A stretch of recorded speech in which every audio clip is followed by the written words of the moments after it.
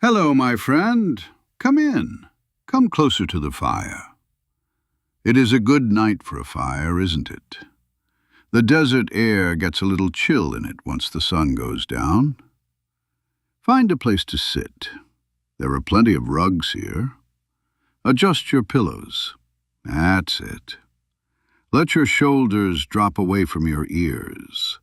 Unclench your jaw. You have nowhere else to be. You have nothing else to manage right now. The day is done. The accounts are closed. My name is Job. You may have heard my name before. Usually, when people speak of me, they lower their voices. They talk about the patience of Job.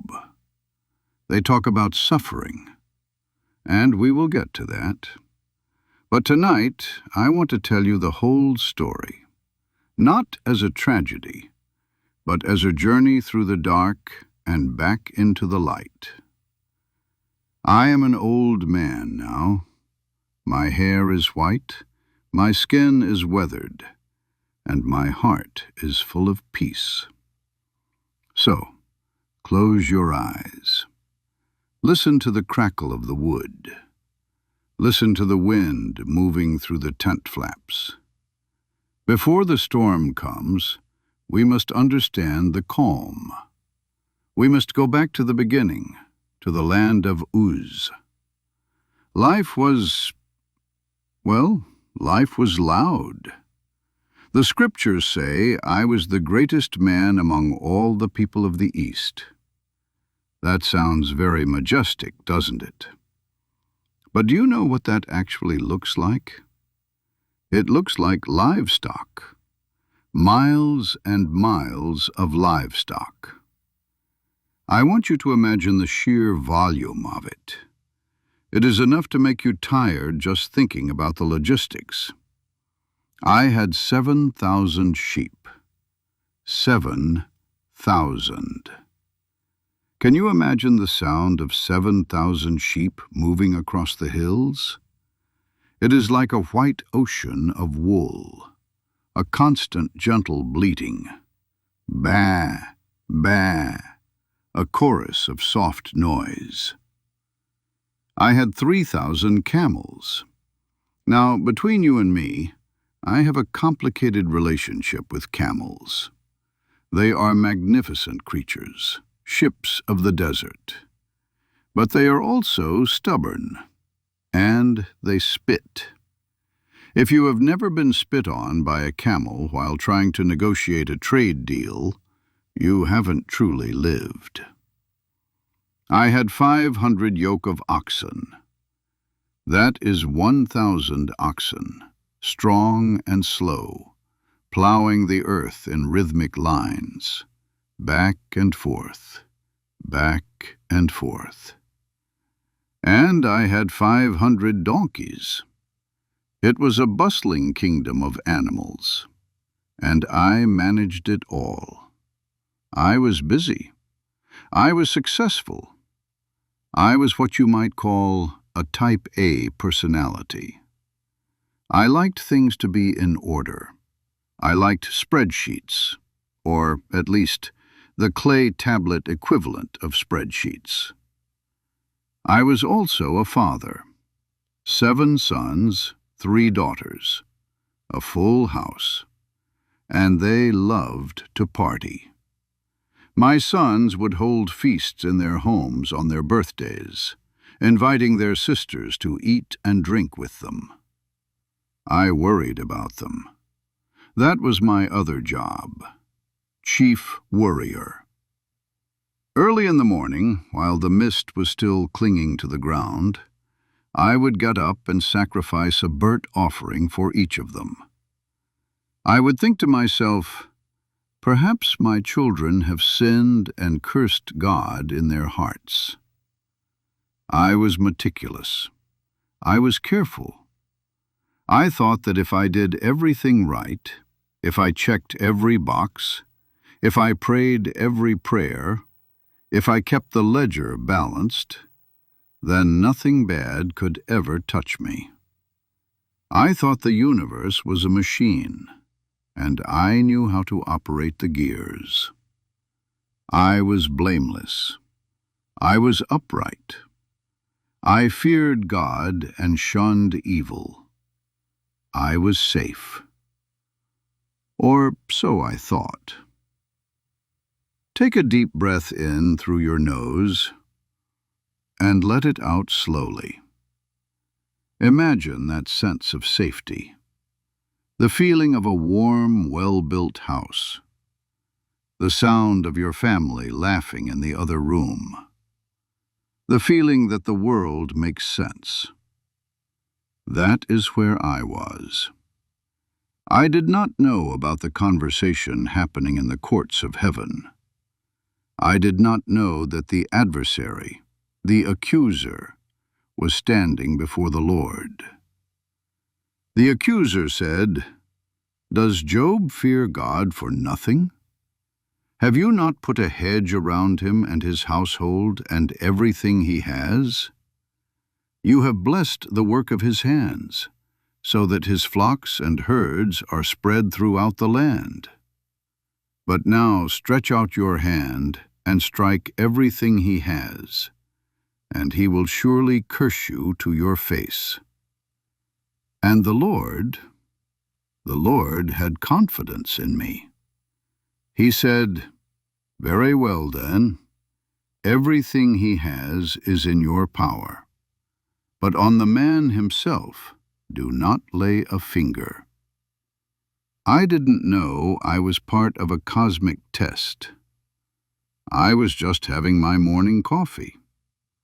I was just looking out at my 3,000 camels, thinking about how much water they were going to drink. The sun was high, the sky was blue. It was a Tuesday, or maybe a Wednesday. It was a normal day. And that is how the storms of life usually arrive. They don't send an invitation.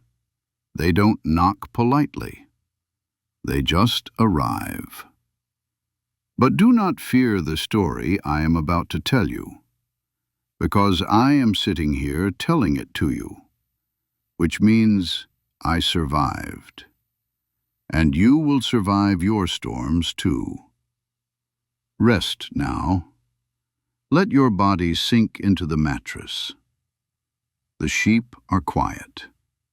The oxen are sleeping. The camels have stopped spitting for the night. All is still. If only my friends had stayed silent. If only they had packed up on day 7 and gone home. They would have been heroes. But alas, on day 8, they opened their mouths. You see, my friends were theologians. They were philosophers. And they had a very simple view of the world. They believed in the retribution principle. It's a fancy way of saying good things happen to good people and bad things happen to bad people. Since bad things were happening to me, they concluded I must be secretly terrible. Eliphaz spoke first. He was very polite, very spiritual. He said, "Job, consider now, who, being innocent, has ever perished?" He implied that I must have some secret sin. Maybe I didn't feed the hungry. Maybe I wasn't kind to widows. Then Bildad chimed in. He was a traditionalist. He loved the old sayings. He basically told me, "Job, your children must have sinned to deserve what happened to them." That one hurt. To speak of my lost children like that, it stung like salt in a wound. Then came Zophar. He was the blunt one. He didn't have much tact. He told me I was actually lucky that God wasn't punishing me even more.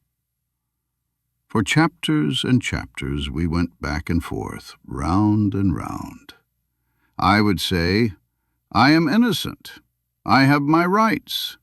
I want to present my case to God. I want a trial. And they would say, stop complaining, Job. Just confess. And I would say, I have nothing to confess. I didn't steal any camels.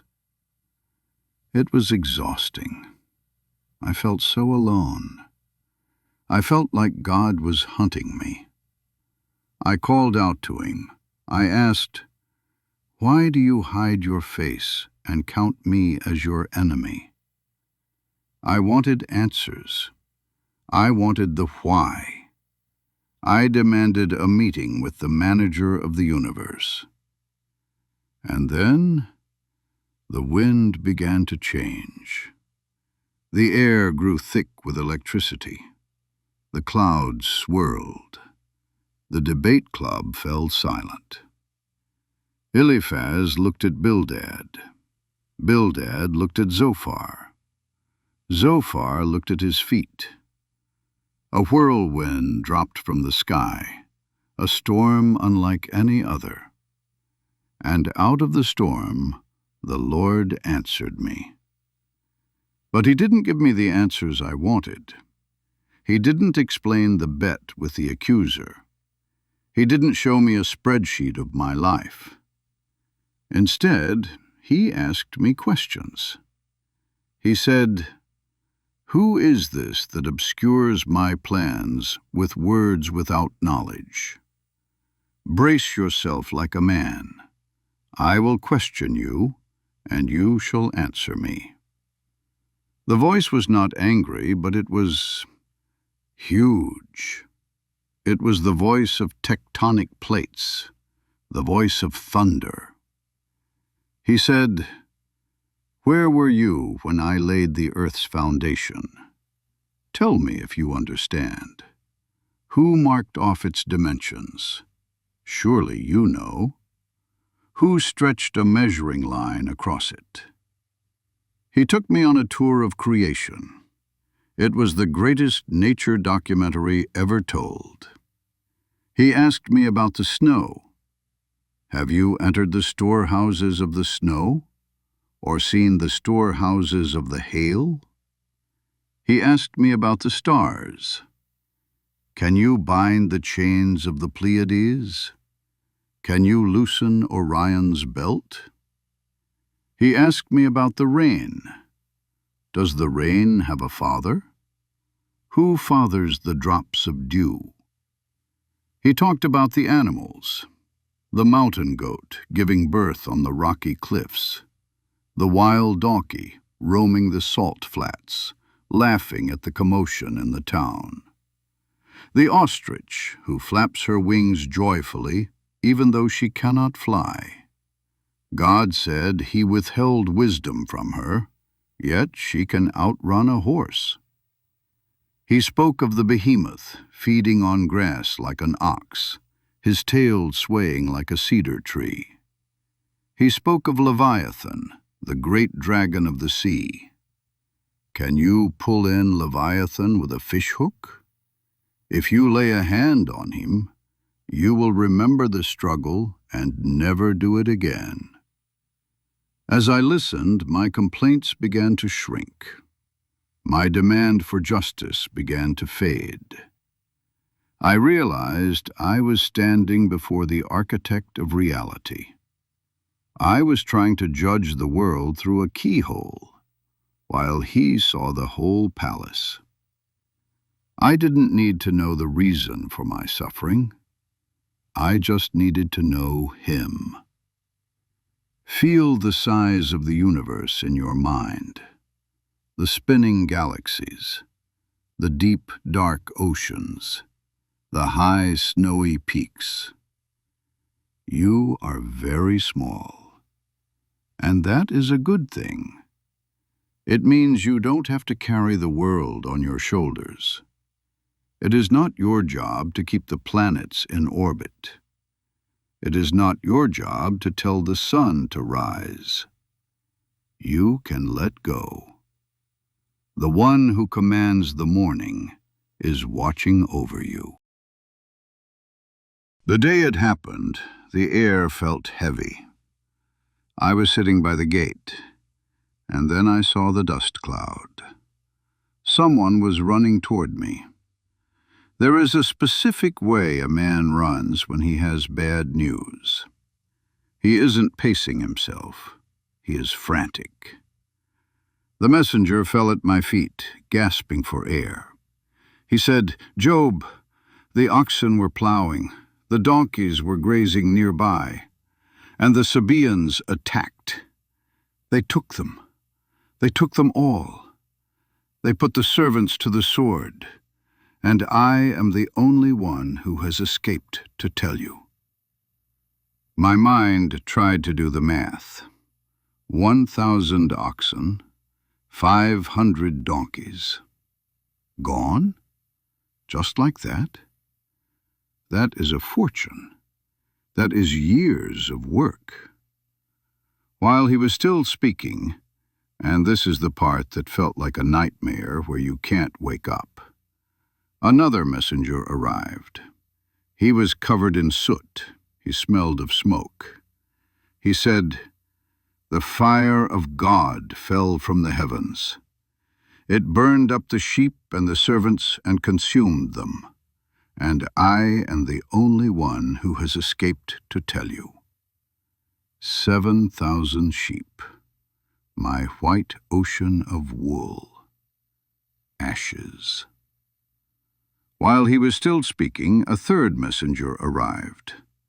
"Job," he cried, "the Chaldeans formed 3 raiding parties. They swept down on your camels and carried them off. They killed the servants. And I am the only one who has escaped to tell you. My camels, my empire of transport, gone." I was standing there, reeling. I felt dizzy.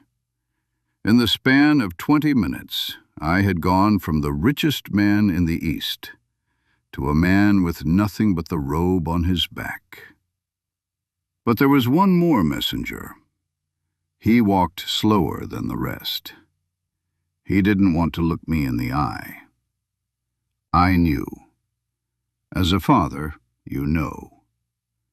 He said, "Your sons and daughters were feasting at their oldest brother's house. Suddenly, a mighty wind swept in from the desert and struck the 4 corners of the house.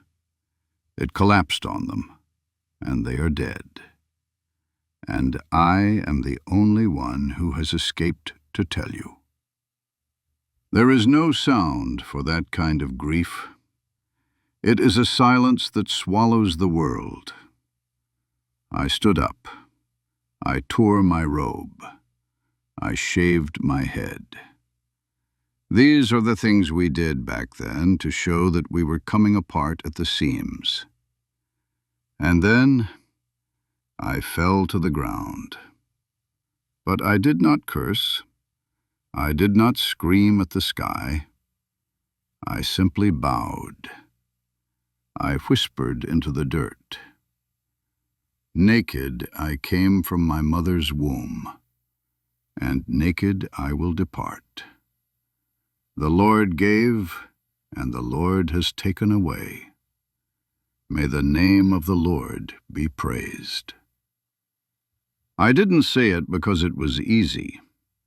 I said it because it was the only thing I had left to hold on to. The anchor.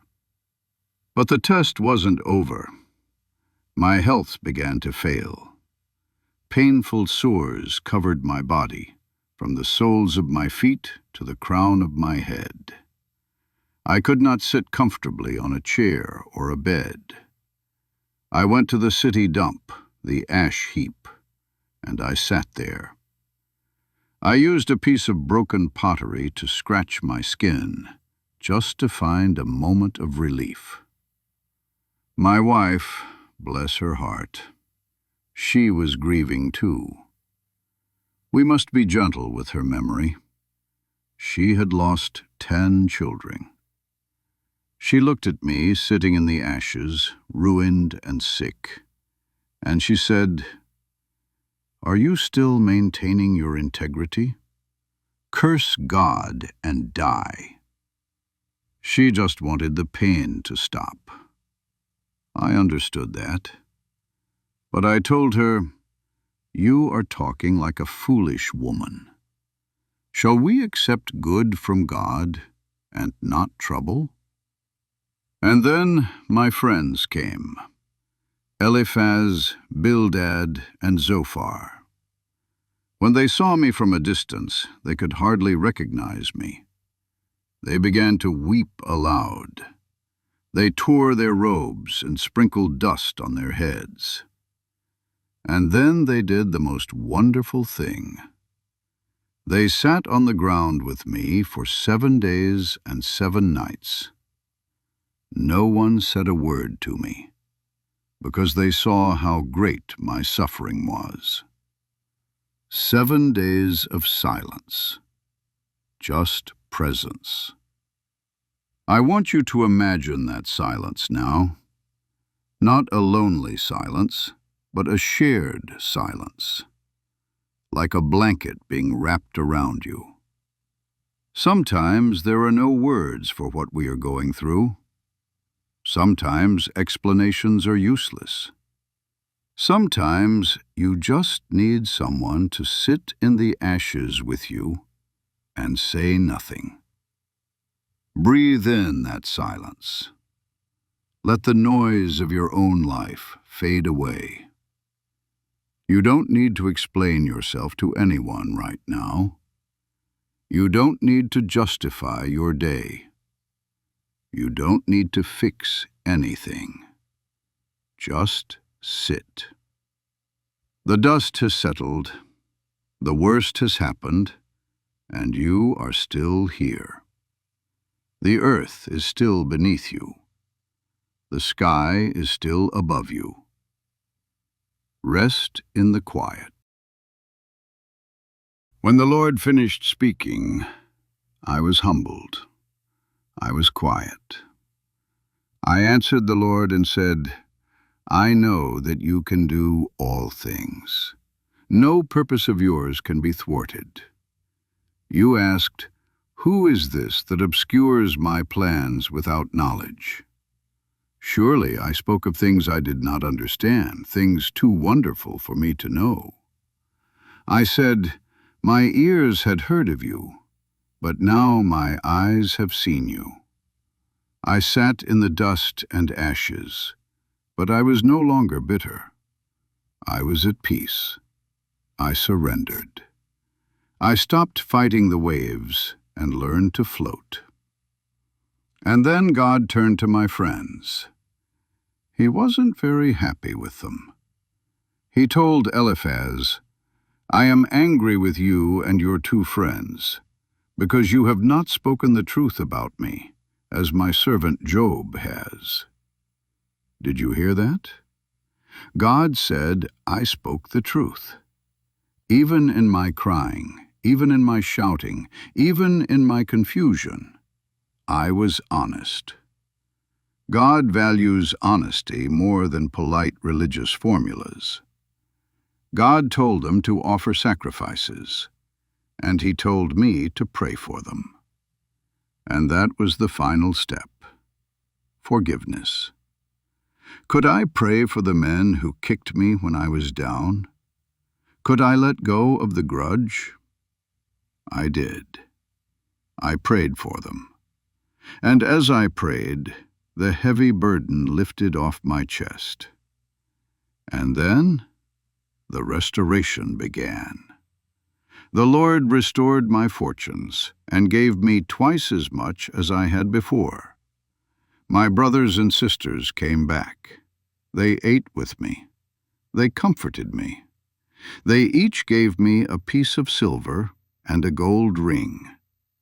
And the Lord blessed the latter part of my life more than the first.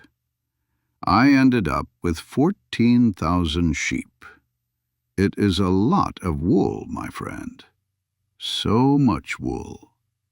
6,000 camels, 1,000 yoke of oxen, 1,000 donkeys.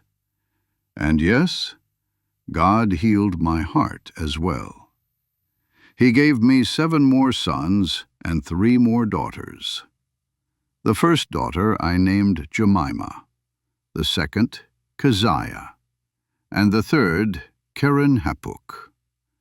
The scriptures say that nowhere in all the land were there found women as beautiful as Job's daughters, and I granted them an inheritance along with their brothers.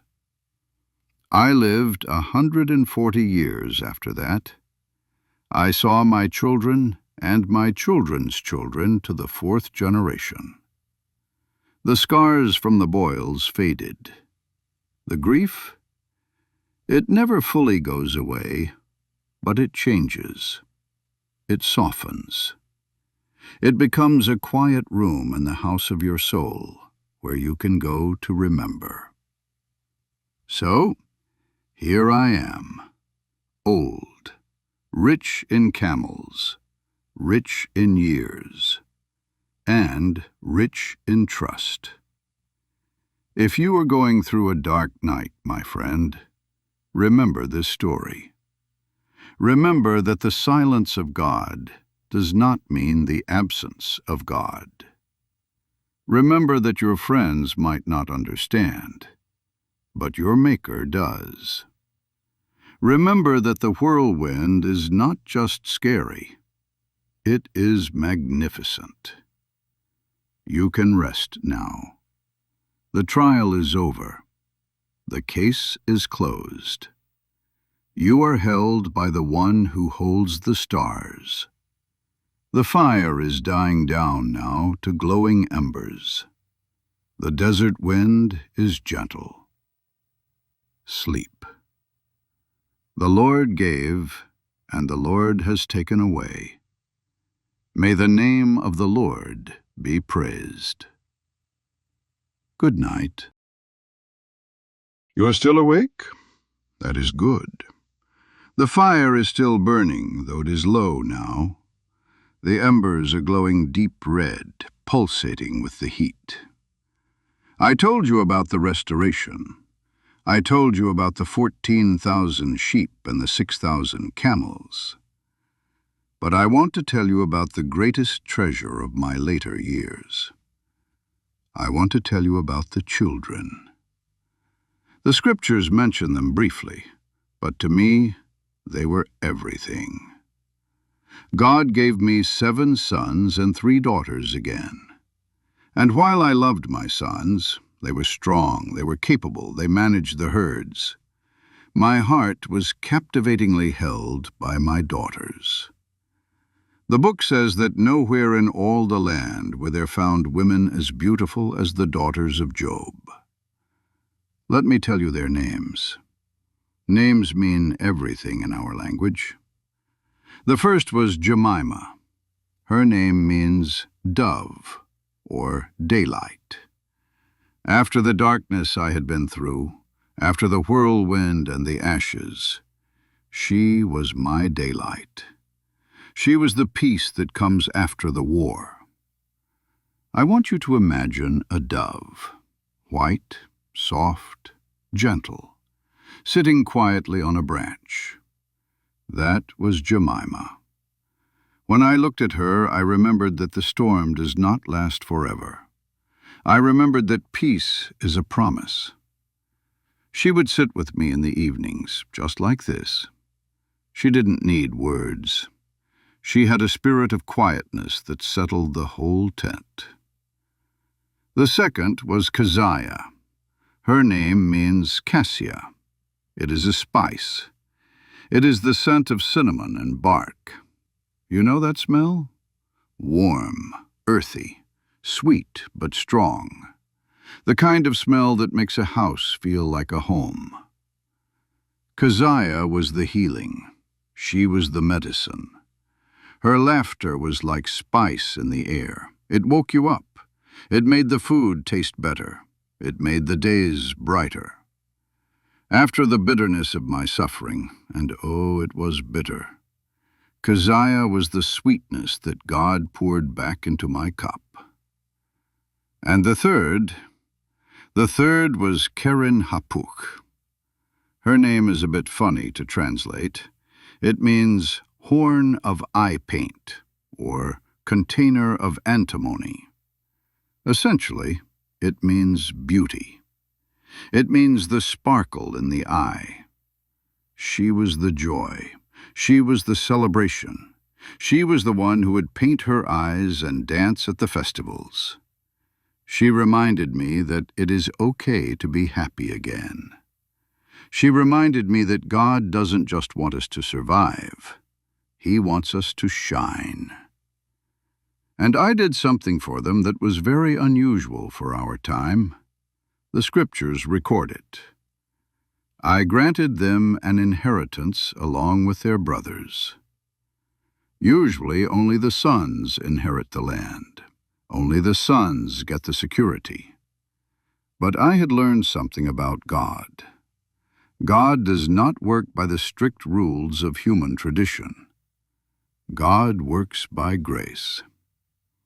I had lost everything, not because I broke a rule, but because I lived in a broken world. And I had gained it all back, not because I earned it, but because God is generous. So I looked at my daughters, Jemima, Keziah, and Keren Hapuk, and I said, "You are heirs too. You have a place here. You have a portion." I wanted them to know that they didn't have to earn their father's love. They already had it. Think about that for a moment. You are an heir. Not because you worked for it, not because you were perfect, but because the Father loves you. There is an inheritance waiting for you, a place of rest, a place of safety. Imagine yourself walking through my fields with them.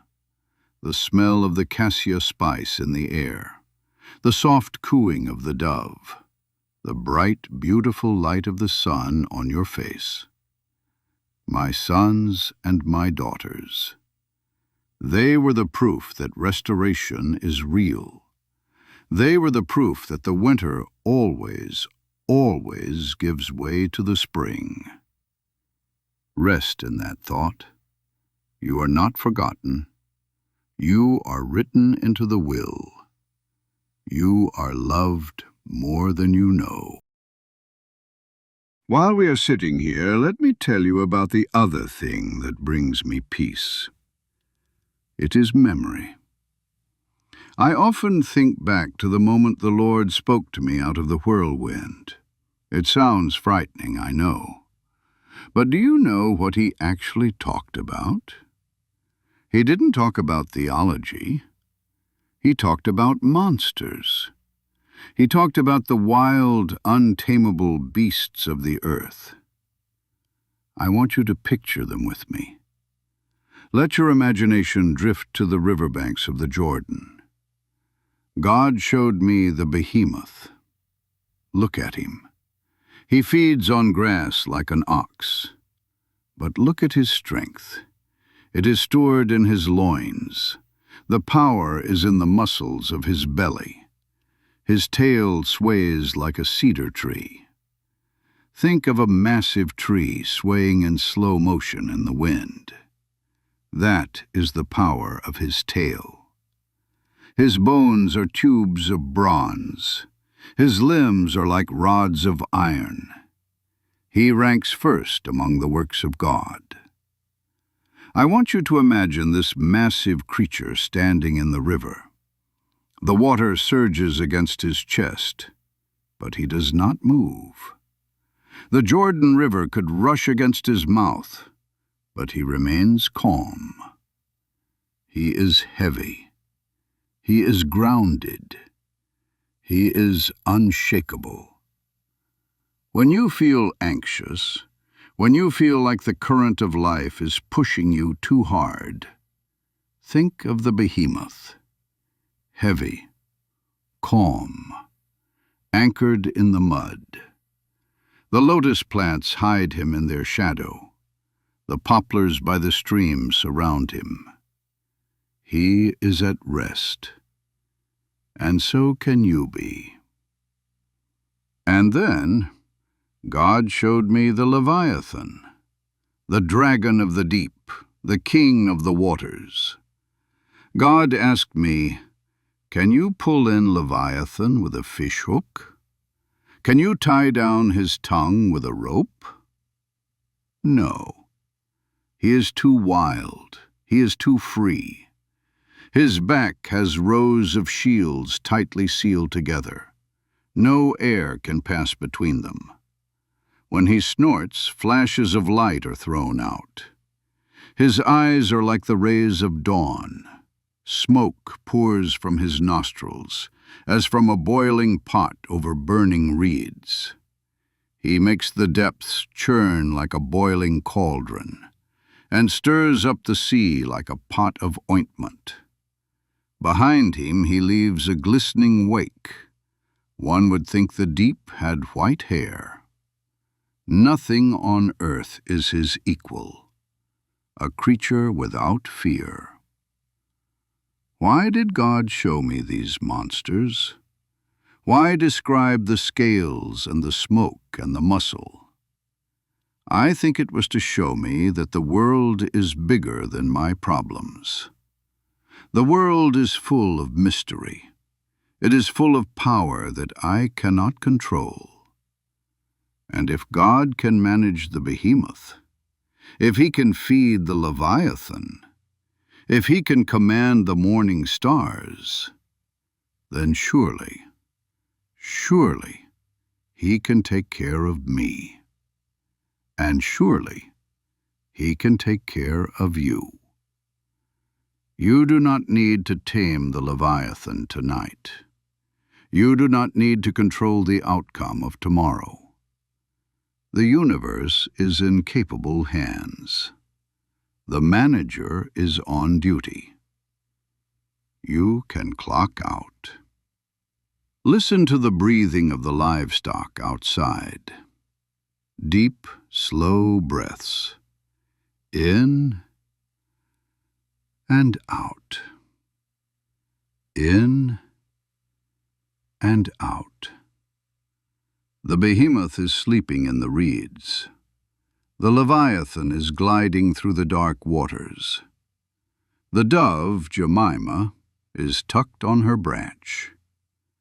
And you are safe in your bed. The questions have been asked. The answers have been given. The Lord gave, the Lord took away, and the Lord has restored. Let the sleep come now, heavy and sweet, like the scent of cassia. Let the peace settle on you, like the dew on the grass of Uz. You are loved. You are held. You are home. Good night, my friend. Good night.